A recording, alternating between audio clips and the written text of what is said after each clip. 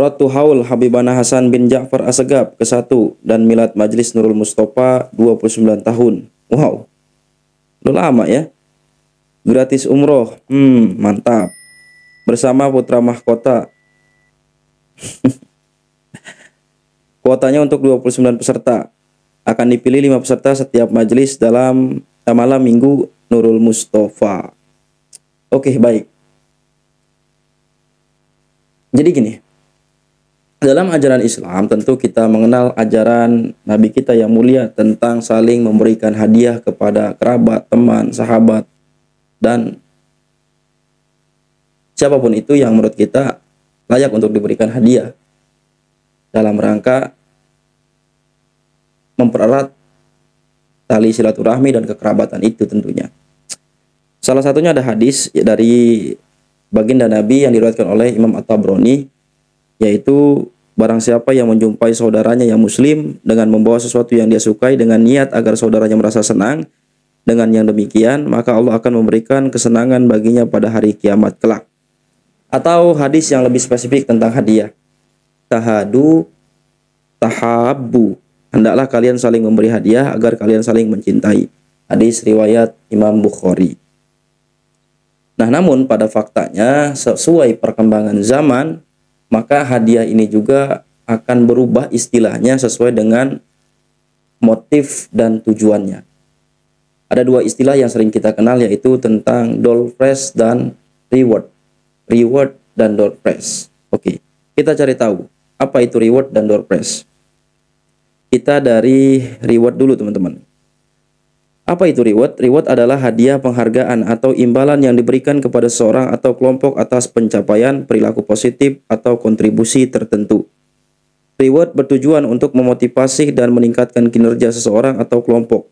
Reward dapat diberikan dalam berbagai bentuk, seperti uang, hadiah, fisik, atau pujian verbal. Reward dapat diberikan dalam berbagai bidang seperti pendidikan, dunia kerja, kehidupan sehari-hari, bidang keuangan.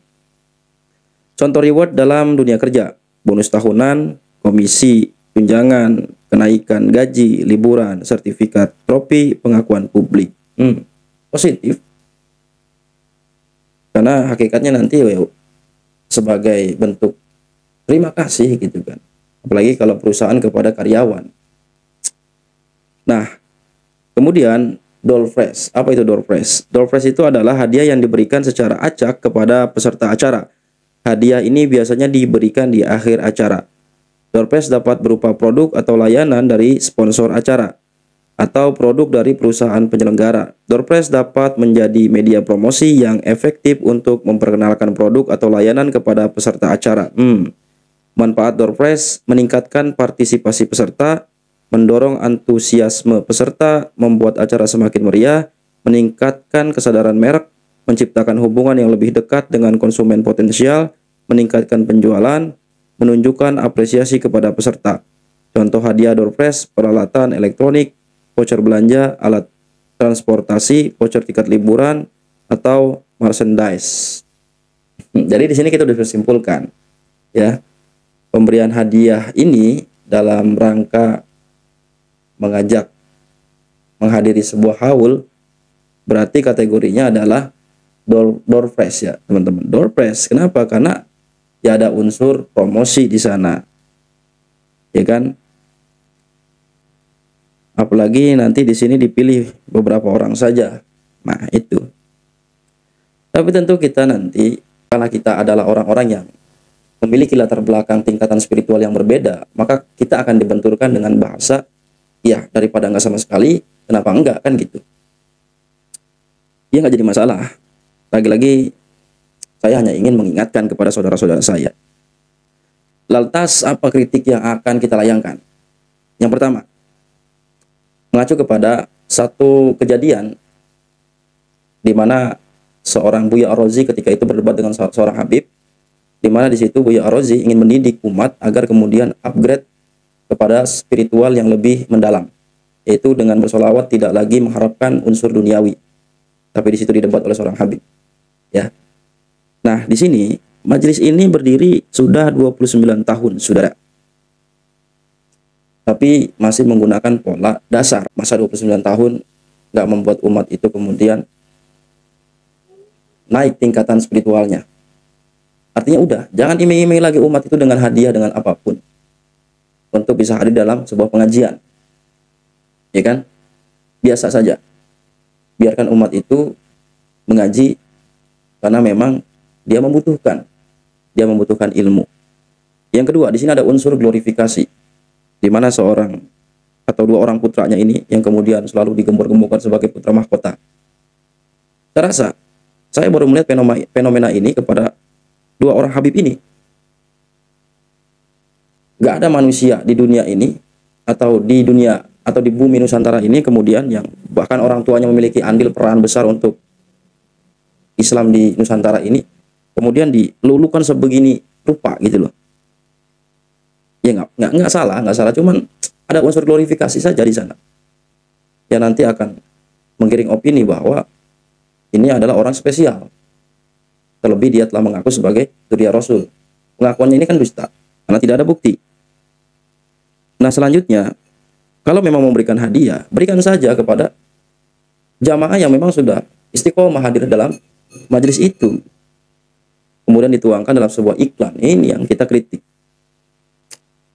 Jadi, kalau saya pribadi, saya tidak akan mau hadir. Kenapa? Yang pertama, dia adalah orang yang mengatribusikan atau mengklaim dirinya sebagai zuriat Rasul tapi tidak ada bukti. Ya kan? Yang kedua, terbukti sudah 29 tahun tidak meningkatkan kadar kualitas spiritual umat kepada tingkatan spiritual yang jauh lebih mendalam.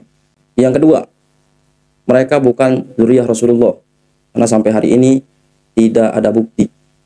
Yang ketiga, dia tidak membuat pengakuan di depan publik bahwa mereka memang terbukti bukan zuriat Rasul, sehingga terkesan arogan dan masih memanfaatkan atau mengeksploitasi status sosialnya itu, sehingga merasa dirinya layak dan pantas untuk kemudian dijadikan rujukan sebagai tempat untuk menuntut ilmu, padahal kita sudah paham majelisnya seperti apa, dan pada akhirnya dia merasa adalah orang yang layak untuk dimuliakan. Maka pertanyaan selanjutnya, tentu bagi siapapun yang mengikuti polemik nasab sedari awal, mengerti bait per bait, lembar per lembar dinamika yang terjadi dalam polemik nasab ini, bertanya, kenapa mereka kok nggak malu?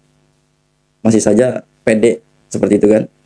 Jadi kita dengarkan narasi dari seorang dokter pakar DNA, siapa lagi kalau bukan Dokter Sugeng. Assalamualaikum warahmatullahi wabarakatuh. Teman-teman, tadi ada yang komen di community tab saya. Apapun bukti yang ditunjukkan ke klan Ba'alawi bahwa mereka itu gagal sebagai Al-Husaini, gagal sebagai Alawiyin, dan gagal sebagai Bani Ibrahim, para habaib ini nggak akan ambil pusing. Kenapa begitu? Lah modalnya untuk pusing nggak ada. Orang bisa pusing itu kalau masih ada otaknya berfungsi baik, tidak rudimenter, itu baru bisa pusing. Yang pusing kan yang pusing sekarang tuh Mas Rumel itu, yang masih berfungsi lah otaknya. Ya kalau para habaib ini otaknya masih ada atau enggak dipertanyakan kok. Ya, gitu aja. Jadi ya mereka memang tidak bisa pusing. Wassalamualaikum warahmatullahi wabarakatuh. Waalaikumsalam warahmatullahi wabarakatuh. Nah, intinya adalah tadi iming-iming pemberian hadiah atau gratis umroh itu hanya sebatas promosi. Ya, pengenalan merek demi personal branding.